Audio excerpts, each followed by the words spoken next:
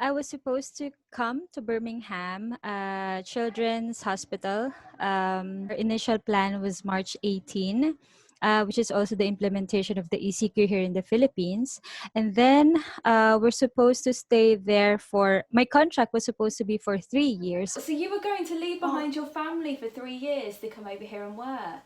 Yes, but I have been an OFW already. I mean, I've been away from home for 7 years already. Then after 7 years, I thought that's way too long already. I need to stay home. I mean, for good. That was the initial plan. And then for about 6 to 8 months, I established a small business, and then I returned to work as a nurse here in the Philippines. Unfortunately, even with that kind of income, it's really not enough. So even though it's again a sacrifice on our part to go, we want to do something for our future, for the betterment of of our children, of our family, because staying here we will not be able to provide for them. Are you nursing in the Philippines at the moment, April, or are you sort of out of work at the moment, or what are you up to? So in preparation of our deployment, we already resigned from our jobs since February. That's for us to have time to spend with our family before we go. During my 2 months of unemployment, I tried to look for hospital jobs. Unfortunately, there are 2 to 3 month contracts. And then after that, there is nothing. So what I did, instead of going to the hospital setting, I tried applying for call center jobs here in the Philippines. They are healthcare accounts, but the benefit is way better than the hospital settings, and the salary is higher. So for me, who have a family to feed and a son to send to school, I will be choosing something that will allow me to do that. Yeah.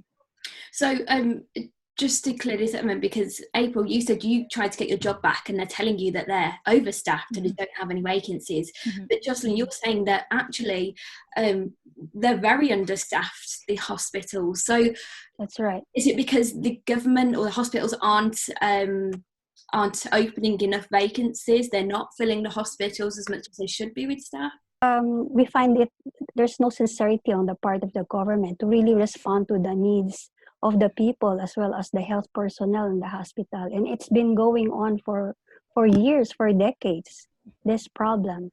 And that's why we have been pushing for the emergency mass hiring of nurses with regular positions, because they started with calling out for volunteers.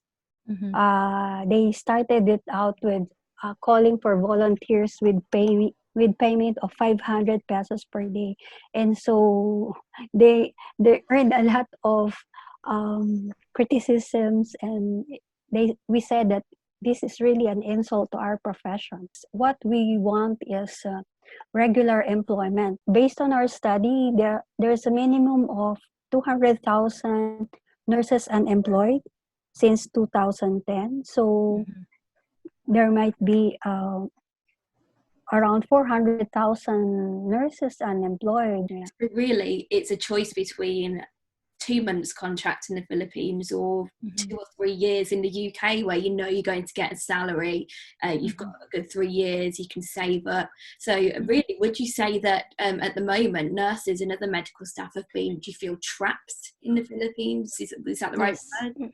Yes. Mm-hmm. That's why we were confused.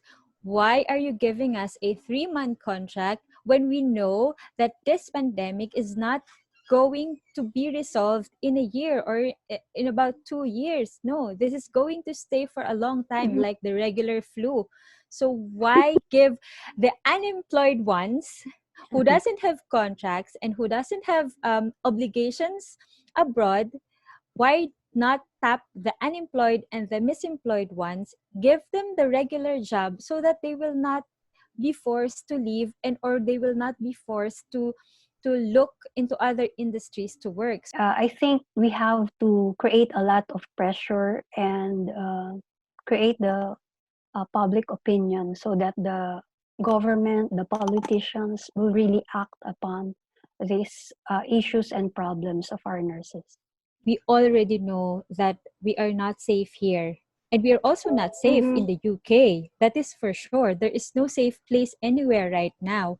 But the truth is, we are willing to take that The risk risk. because in the UK, we know we will be taken care of, unlike here in the Philippines. It's a shame to tell that because in reality, I really love the Philippines. That's the reason why I came back here, supposedly for good. This is where I grew up. This is where I met the father of my kid. This is where I am very happy. If I don't go, there is nothing for my family. There is nothing for our family because apparently the government cannot provide all of that.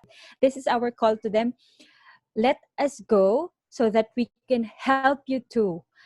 Us sending remittances will help also the economy, and us sending remittances will help you lift a little bit of burden. Because if you don't let us go, are you going to be responsible for our families? Thank you so much, Laura. Thank you. Thank you for sharing your story. And you, Thanks, April. Thank you, ma'am. Thank you, Miss Laura, for hearing us and hoping that you stay safe there in the UK. And hopefully, we'll be seeing you. And I hope that I meet you in Yes. person soon because I'm coming to you. yeah.